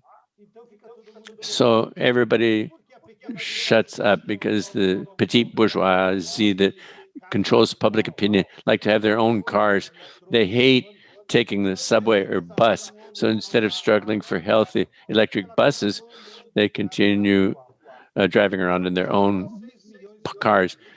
São Paulo has 6 million cars. If all the vehicles go out on the street, they won't even fit on the street if they all went out on the street at the same time. It's physically impossible. Just imagine all the pollution, but nobody says anything. And this is a distortion, a civilizational distortion in our cities. I also have here our Brazilian Rob Wallace called Luis Marques. He's a great researcher at Unicamp in Campinas. He published this classic here, which is called The Environmental Collapse of Capitalism. He complements the two ideas in his research. And he says, you said recently in a debate that we have 134,000 species that are at risk of extinction on the planet right now. 134,000 species are threatened with extinction. Just imagine the imbalances this is going to cause. And the last consequence of this is your research, the relationship in these attacks on the environment with the emergence of pandemics, right? Which here in Brazil, several different scientists at Fiocruz and other research institutes are also assimilating these ideas as true because they realize this is happening in Brazil as well. Finally, to conclude, I wish to say that given this tragic situation, it's a veritable collapse. And with the advent of new pandemics, that is a certainty, we have no other solution. We have to confront these two major contradictions, namely, made by capitalism. Capitalism raised profit, placed profit over life, is threatening planet's life. It maintains the paradigm of profit, and they established a new contradiction which didn't even exist in Marx's time, or that of the classics of industrial capitalism, which is the contradiction between the goods of nature and private property. This contradiction is unsustainable. Therefore, I believe that the pandemic, the COVID-19 pandemic, is helping us to reflect, to study on, and to build necessarily post-capitalist programs. Capitalism is no longer the future. Capitalism is a thing of the past, and it's going to charge us a bill in terms of human lives and other beings on the planet. If it's to rile up the masses, welcome to the anti-capitalist struggle. So a big hug for everybody. I want to thank João Stédile again. João, I'm going to open my heart. The political parties, they were avoiding the masses a little bit in the 1990s, even the leftist parties. My political upbringing was in the landless movement, so I want to thank you. I think that you continue to do beautiful work, struggling, and alongside the universities and Fiocruz, and calling on people to join the struggle. So congratulations. So fine. I've listed already more than 8 different questions, and there are truly complex questions. We have the option. I asked Hera Fleschen, she did great work. Since we still have a little bit of time that we agreed in, about half an hour, I believe, I think I'm going to read. I'm going to do something.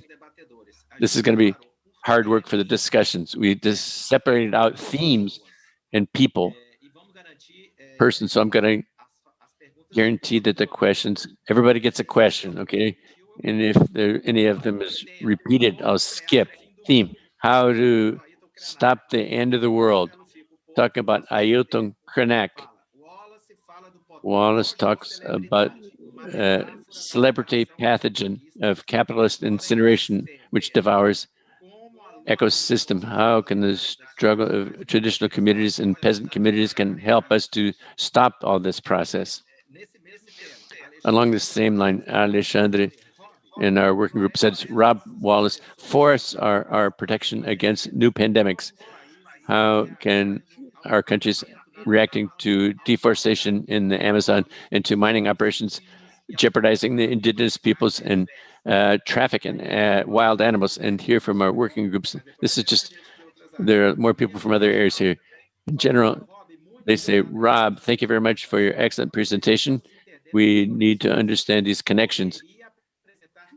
Could you say which movements in the world seek to bring this perspective that you have announced for us? I'm going to continue with the section, and please jot down the questions. And another topic, which I think is very provocative, scientific evidence that hasn't been explored too much in this issue, in the origin of the pandemic. Patricia Ricciarello asked, how could it be possible to prove scientifically the involvement of animal livestock management in the emergence of the COVID-19 pandemic? And Raquel, concerning academic persecution that you cite in your book, we're at a very complicated time in the country with regard to academic freedom. In your book, you talk about persecutions due to your research.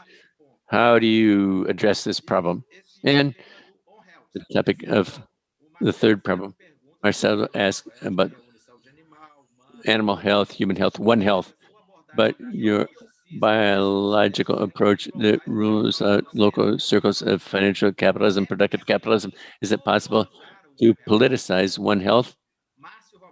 Marcelo Roberto Silva thinks it's perfectly feasible to combine One Health with collective health demands. He is from the university in Juiz de Fora and is a supervisor for other national programs, open teaching and so forth. And we have here political ecology, another topic. Marcelo says, how do you break with the biological paradigm which shields health from the dialogue with social science? Or do we need to build another paradigm in the interface with political ecology? This is a question for João Nunes in the same section. Would it be ecology? Would it be the hope in critical directed to training health professionals and masters in historical and dialectic materialism and political ecology? And for Stédile at the end, Marcelo Fico says, dear Stédile, is it possible to have neoliberal agribusiness without or organic links to social fascism, where they were fundamental for the coup d'etat here in Brazil, and it could be called again to the future? And could they be called on to stage another coup against the Workers' Party government? If any questions, if I skipped any, please send them on the chat. Again, the chat box by order. Again, I'm going to turn the floor over to who wants to begin in that order. Let's take that order again. Maria Emília. No, first Rob Wallace. Let's follow the same order. Rob. Okay, well, the first thing is Bem, a primeira coisa, agradeço a todos comments and pelos comentários e perguntas. And all the commentary and all the Todo questions. comentário e todas as perguntas. They really realmente.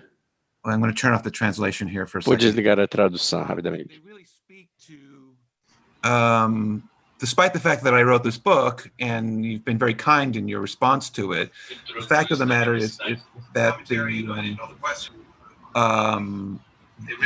participation by which the Brazilian audience has addressed this extends beyond a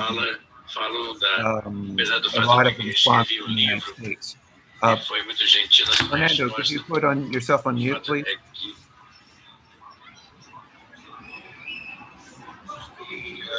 Fernando, could you put yourself on mute? We're having a little feedback here.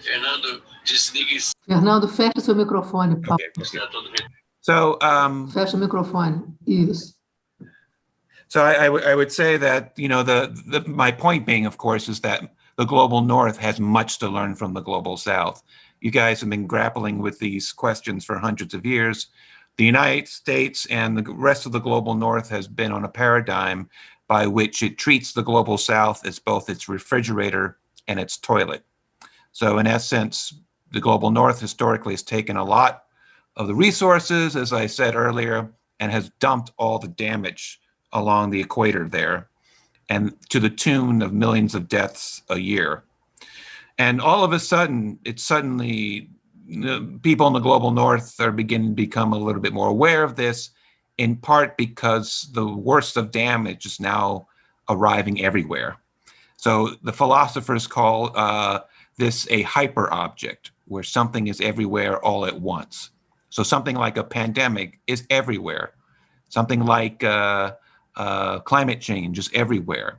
So while previously the global north could ignore the damage imposed on the global south by virtue of leaving all the damage along the equator, now it's becoming to a place where the global north can't do that anymore. However, it's very critical that those of us in the global north who see this is a bad thing and it's wrong and needs to be fixed, need to spend a lot more time sitting down and listening to the global south in terms of thinking through about what to do, in terms of thinking through finding leadership, in terms of the discussion of how these pathogens emerge, the discussion of what to do next, the kind of integrated kind of knowledges that we've discussed here today have often long been in practice. There are agroecology emerged out of the global south very much, not only as a matter of saving soils, as Maria pointed out, but certainly as a political objective. The global north here is trying to neuter agroecology and regenerative agriculture to make it only about healthy soils, so that the corporate agribusiness can now take the lead on things like agroecology. So the companies that are in fact destroying things want to be able to grab onto these ideas and make it their own, so that they can again fold this over into the next generation. And so it gets at the kind of sociopathy involved in corporate-led production. And I think João Pedro really made the point on this matter. We spoke about fictitious commodities, where something that was previously free to all suddenly becomes bottled up like bottled water. But we have, and land grabbing is a really large version of that for dirt. Bottled dirt is what I called it, but it's grabbed in the hundreds of thousands of hectares, where something was largely free is now suddenly cut off into pieces and sold on the global market. But the sociopathy really goes in terrible directions, because it's not just that capital exploits labor and land. It sees nature as the enemy.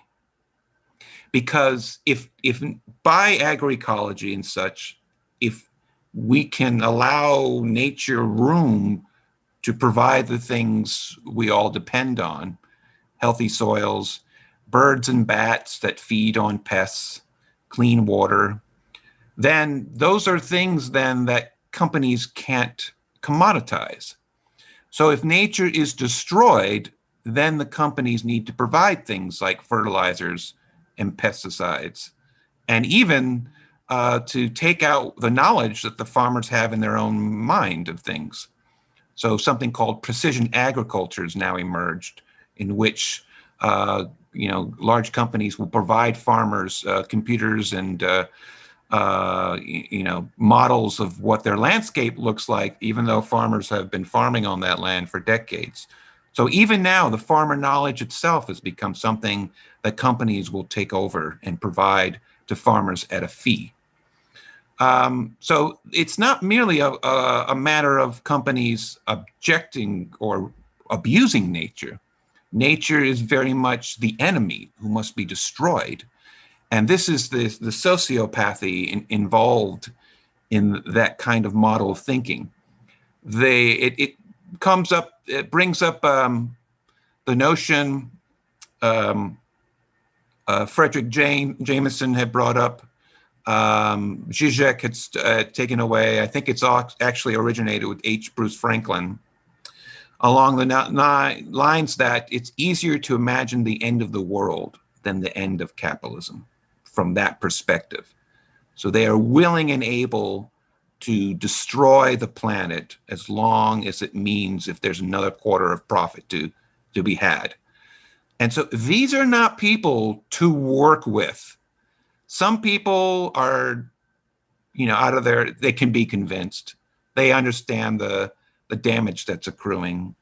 But other people, for the most part, those who run things, doesn't matter how, well-dressed they are, how polite they are, it doesn't matter their habits of being, whether they use the right spoon at the dinner table. It has more that they still are completely out of their minds because they see the destruction of the planet as being perfectly serviceable. I talk about it this way.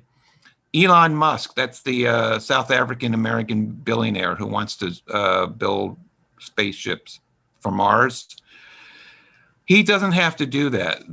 Musk and all of them are already taking us to Mars. And we don't have to go by spaceship. And they're doing it by turning Earth into a dust bowl and destroying it and turning Earth into Mars.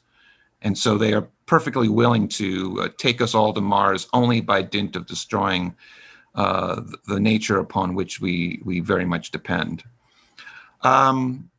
So the last point I would make here, and then I'll shut up because I need to do a lot more listening than talking these days. So, but I will say that the bourgeoisie, despite the fact that sometimes they'll seem like in clashing with each other. For example, COVID-19 came up. The U.S. and China went back and forth in pointing at each other for causing COVID-19 to come about. But in actuality, the capital of each country cooperates with each other in a way that, out of the housing crisis, Goldman Sachs, the investment firm in New York, invested in Chinese farms not far from Wuhan. And in the other direction, the Chinese own the Smithfield, the large hog operator and producer in the United States. And so the clash is in essence to divide and conquer the Chinese and the American people. But for the most part, these are interlocking directorates in which capital on one side of the world works with capital on the other side. And it extends out into Brazil. TIA Creft, that's the finance firm, basically worked with Cosan to buy up a whole bunch of land in Brazil for corporatist production. And, it's Brazil law that you can't have an outside company to come and just buy up land. But if they went and cooperated with Cosan to the sugar company to buy up all this land in that way. And in other words, the bourgeoisie, they for them, they work together, and they work together in such a way that, frankly, the rest of the people of the world do not and need to. And, I'm here in Minnesota, here in the United States, and we have the cargo company that operates here. And cargo is in Brazil on the edge of the Amazon forest, destroying not only the forest, but are probably involved in essence, if not directly paying for the murder of environmental activists in Brazil, then certainly turning a blind eye to it. So, in other words, Minnesota here in the United States is fundamentally integrated with what's going on in Brazil. And so peoples of the world need to start working together in much the same way of cooperating and forging alliances that push back against this domination and this destruction. And I salute everyone here in terms of the work that they've done. And as I said, I very much am taking notes from you guys about what needs to happen next. You've got many decades experience and understanding of what it means to deal with the colonial context, how to work with indigenous groups, how to work with each other across race lines.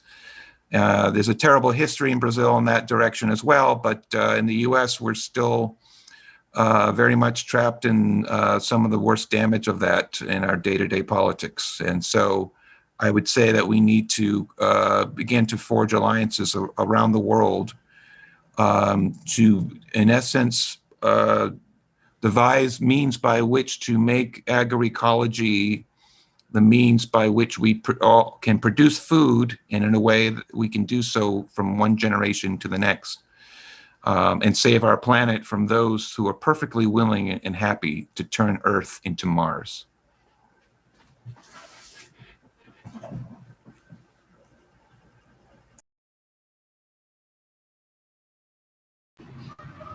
Rob, teve duas perguntas. Eu sei que. Rob, we have two questions here. First, I want to announce that this next round, we won't have enough time to cover the whole thing because we have a deadline at 6:15 here. So Abrasco will send all of the questions to each of the discussants and speakers. I know that two questions are very sensitive. I don't know if I want to comment that scientific persecution you quote in your book. We're experiencing this in Brazil. Did you comment on this or not? This persecution against science and this issue or harassment. It's important here. Sure, I could do that. In the United States, they don't take scientists and jail them or kill them. It's a little bit different, perhaps, than in other countries. So what they do, though, is they cut you off out of, maybe your contract isn't renewed, maybe your grants aren't funded, but up and down the line. Here in the Midwest, in the United States, there's a lot of land-grant universities, meaning these are state universities who, by their charters, have to help local farmers. But as state money declines, the various scientific departments move toward conducting agribusiness R&D as a way of bringing in overhead to pay for things. So in essence, the universities are abandoning their obligations to help local farmers in terms of helping agribusiness.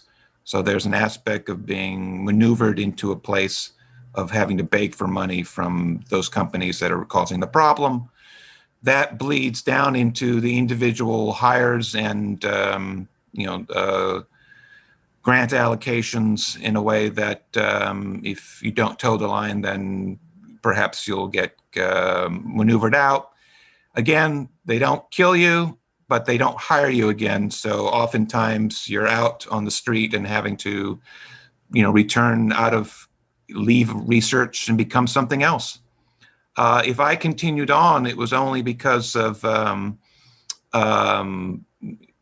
basically a fury that of mistreatment and an understanding that, compelled by objectives of making a better world, that I kept my head above water enough to could do things like write a book, the one that you guys have been kind enough to read. That was during a time I was unemployed, so I did something with my time. I don't recommend that, though. I think it has to do more with organizing and protecting people across your fields in a way that to allow the scientists and the researchers doing that work to continue to do that work in the face of terrible objection and even danger. So in the end, really, it has to be solidarity, not only as a beautiful thing, but as a thing in practice. If there's scientists that are under direct attack, they have to be defended in a very open and vociferous way, such that if there's a local dean that's attacking, that's acting as the agent of state, as it were, as a state agent to bring the hammer down or to punish a professor or a researcher, then the protection for that researcher has to extend beyond the university campus. It has to be the landless movement and other organizations that come in to protect that person, because then that moves the problem beyond the confines of the campus. And I don't have that kind of protection here at all because the political consciousness in the United States is rather low. So I don't get protection, but presently I don't get killed. So those are some of the trade-offs there. But I would say solidarity has to extend beyond sector, beyond merely among academics. And you really have to do things, move in a direction of, engaging in actual practices. Does this mean a general strike because someone might be fired? I don't know. That's for you guys to decide. But the notions of extending beyond merely the research unit is incredibly important. Ok, e tem uma pergunta que era sobre justamente os movimentos que você encontra no mundo. There's a question about movements, social movements in the world. Could you very quickly, to move on to the others, say, who do you see in the world, like the landless movement or agroecology movement here in Brazil? Yeah, I'll make it brief and just say that there are beautiful things happening all over the world. And the examples that come to mind, the Zapotec Indians in Mexico have an agroforestry cooperative that takes a third of and I do describe it in the book, it takes a third of their profits and puts it back in the business, but use a third of it for the other 2/3 for social needs and stuff. And this is a combination of a project with the Mexican state for sure, but it's a bottom-up idea, and these kind of experiments are happening all over the world. In Niger, there's a farmers collective of over 60,000 farmers that engage in the kind of grain banking, and they have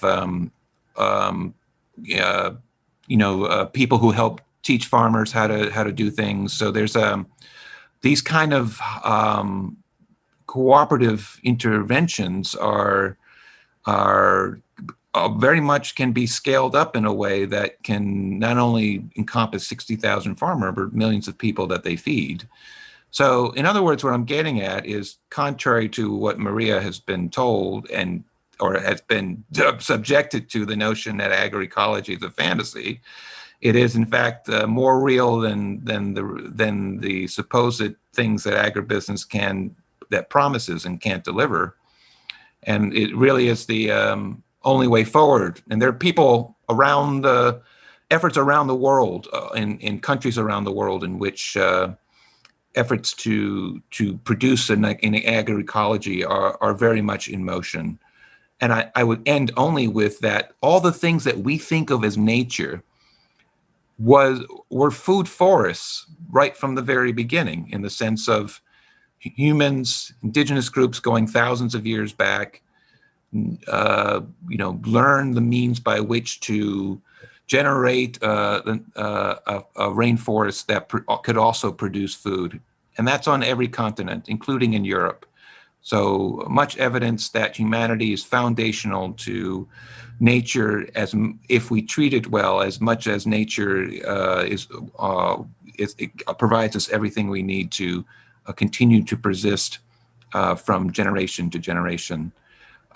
So the examples are very much out there. They've been around a long time. And if we take more of an indigenous turn, it's because peoples around the world have understood that humanity must be integrated into the ecological matrix. And that's the only way we survive. And we have to basically abandon the Promethean notion of domination, because we don't dominate things. If we try to dominate things in that way, it destroys us. And so that is a notion that indigenous groups around the world understand this in a fundamental way. And I'm not saying that we need to practice their religions, but certainly take the examples from them and understanding about where humanity sits in the greater sphere of things. Rob, até o João Pedro, alguns que estão nos provocando aqui, da gente aproveitar mais tempo com você. One question that's dear to Abrasco has to do with some of the questions that were raised here. If you could say very briefly to tell us here, there's the real relationship in terms of the scientific dimensions of the relationship in the origin of the pandemic in terms of COVID-19 and the bats and the animals and everything that happened there in Wuhan. But could you explain briefly for people to understand what scientific evidence is there reinforces this your narrative that is defended in separate? There's 600 pages with a lot of articles, a lot of references, but just summarize this. What's the main scientific evidence to correlate the virus COVID-19 with agribusiness? Could you summarize this in terms of scientific evidence for the colleagues from hardcore epidemiology? Yeah, I would say that largely presently that evidence is circumstantial, and that the much more investigation that needs to be done. I will say that looking at the genomics of the virus itself matches well with many of the the SARS coronaviruses that were circulating among bats. A lot of that genomics work has been in the direction that in all likelihood COVID-19 had been circulating in human populations for several years, and that it didn't just emerge by magic in Wuhan. And so the other thing is that there's considerable work that has shown various coronaviruses have spilled over into multiple populations of animals, not just the general livestock. There was a population of hog that were shown to be infected a couple of years ago. The various coronaviruses spill over into the wild food animals. And also there were several strains of coronavirus among humans that that weren't dangerous. So in other words, this is a very promiscuous pathogen, and it often spills out of bats in a way that can hit and circulate among many different animals. There's been a lot of molecular work showing that bats and the pathogen are in this coevolution. And the reason why bats are interesting is because they're the only mammals that fly. So there's a real impetus to make sure that as a bat, you're well enough to fly. Because a bat that gets sick, that can't fly, is basically dead meat. So the bat immune system is incredibly sharp, and the basal temperature is rather high, in such a way that it selects for very virulent pathogens. And so that pathogen might survive in the bat, but if it spills over into humans, we don't have quite the immune system that bats have. So there's a lot of damage and destruction that comes being hit by a coronavirus. But the molecular work has been showing that the bat, the coronavirus, and has been evolving with the bat immune system in such a way that there's such an exploration of the evolutionary space that they share that all the different types of coronaviruses, I mean, there's a massive number of different types of them that are presently circulating in bats in South and in Central China. So the spillover rate is considerable. So the thing is that it's a rare event to come up with a pathogen that goes pandemic. It takes a lot of work. And the thing is, though, a rare event, if given an almost infinite chance, starts to bend toward inevitability. And when you have a situation where, in this case, the Chinese were increasingly developing their own landscape for their own production, you have an encroachment into the last of the Chinese forest, and an increase in mining, increase in the interface that's going on. So it is at this point a circumstantial story. The attack against the field hypothesis is that it is at this point, we don't have the exact bat that infected the exact livestock or the exact laborer. So it is, but we do know that the way that SARS-1 emerged was very much along similar lines. MERS, the other coronavirus that emerged in 2012 out of the Middle East, also emerged through what was an increasingly industrialized camel industry. So we have considerable circumstantial evidence from multiple levels, from the genomics to the immunological to the increasing encroachment of variety of wild foods and traditional livestock on areas in which these bats that have hosted these coronaviruses. We also, as I alluded to, talked about increasing pesticide use in a way that decreases the number of bugs in a way that would, in all likelihood, induce a greater exploration of local areas for bats to be able to feed and survive. So that's where we are with that understanding of it. It's only been a year or so, and considerable evidence still needs to accumulate. The Chinese aren't necessarily cooperative on that point, so there's also the aspect of the geopolitical dynamics of science and who gets to go in, who gets to do the research.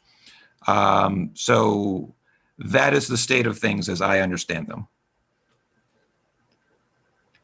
Muito bom, isso, Gulnar. Temos um grande desafio até o Congresso de Epidemiologia da Abrasco. Great. We have a challenge for us to go into greater depth at the Abrasco Congress of Epidemiology. I'm going to turn the floor over to our discussants for them to actually answer and make a final salute in 10-15 minutes for us to close this with a golden key, as they say. So, Maria Emília, you have the floor for the final words. Very briefly, I wish to say that we need not only to wager on a capacity for internationally to create barriers in this corporate sequestering in all areas of life, which commodifies life and making it more artificial. But I want to call attention to our historical challenge of leaving our ethnocentrism aside and to understand in greater depth these knowledges, the cosmology and cosmogony of peoples, to recall that the forest is the work, it's a human work here in Brazil. It took a long time for us to understand the capacity for the Kayapo Indians to make islands in an area of savannas to transfer them into Amazon forest, or to understand the processes of domestication of the plants, understand that the variety of plants that are conserved by these peoples is oftentimes part of a idea of a collection, and to understand the complexity of the agricultural systems, recalling that here in Brazil we have a system in the state of Amazonas where people know that there's an amount and varieties of manioc that is more than is registered in the laboratories and germplasm banks, and to engage in this dialogue between knowledges, to delve into these various different stories and histories is the historical need and challenge. Thank you very much for sharing, and thank you for the lessons from Professor Rob Wallace and for the interventions by João Pedro Stédile, for the teaching from Professor João Arriscado Nunes. Thank you, Abrasco, who's a great partner of the agroecological movement and the National Coalition of Agroecology. Let's continue with this mission, which the teacher has told us about. It's essential to have a link between the different fields of knowledge, and this is to defend citizens' science, which is part of this process that we're experiencing, to put a stop to destruction and to have a future. Thank you very much. Thank you, Maria Emília. So, João Arriscado, we're not kidding here. We have a large audience. João Arriscado Nunes, there's a question that Marcelo Firpo raised, which is about how we can confront the biologizing bias of the One Health. And I believe that, in fact, there is this bias. It has to do with the emergence that is necessary to work on animal health and human health and ecosystem health to understand how circulation of pathogens, the emergence of certain types of diseases. But it's necessary to recall that it emerged precisely from veterinary research with the first version of this, but it says everybody has adopted this. Rob explains this quite well in his book. They attempted to also deal with this issue of One Health, but always very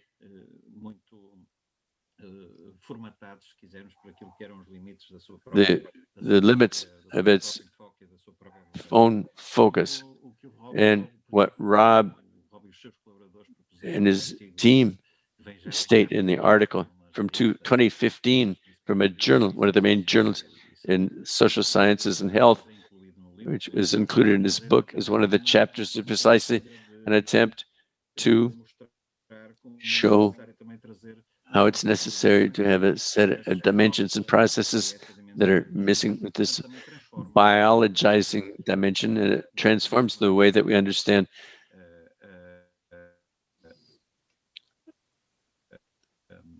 Professor Nunes' audio is frozen. The dimensions of different types of processes at the end of the discussion to be able to produce health and to produce disease.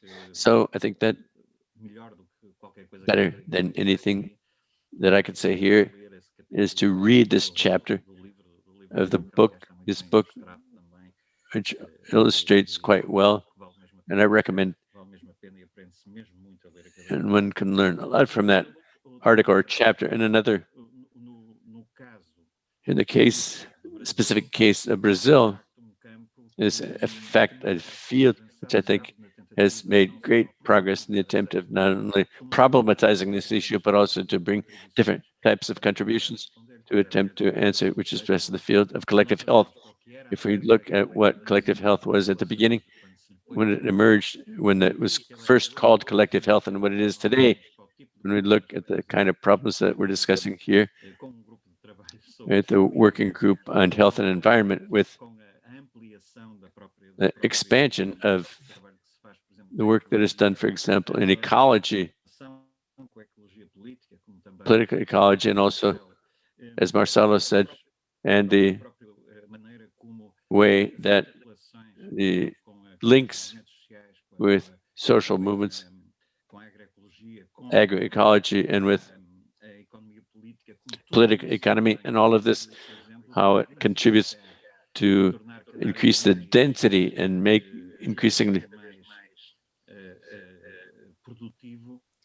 productive the use, for example, of the concept of self-determination, determination of health and disease, which forces us to look at the different processes that intersect, that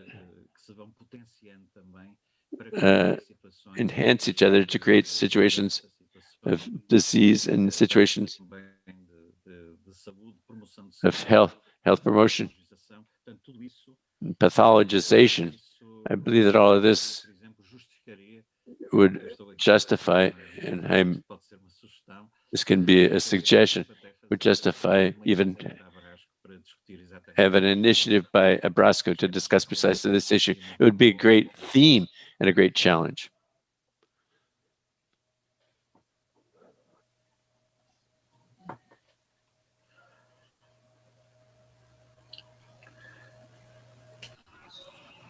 João, muito obrigado. Thank you very much, João Nunes. I'll turn the floor over to another João, our dear friend João Pedro Stédile. Thank you very much. I'm going to speak quickly. First, COVID contradictorily helped us to understand the model for society from the United States is no good for humankind. They don't have public universities, they don't have public health, They don't have protection for workers. Therefore, the United States can no longer be a model for anything as they were after the Second World War. The second point, the production model for agribusiness is unsustainable because it destroys biodiversity, does not produce food, therefore it doesn't produce life.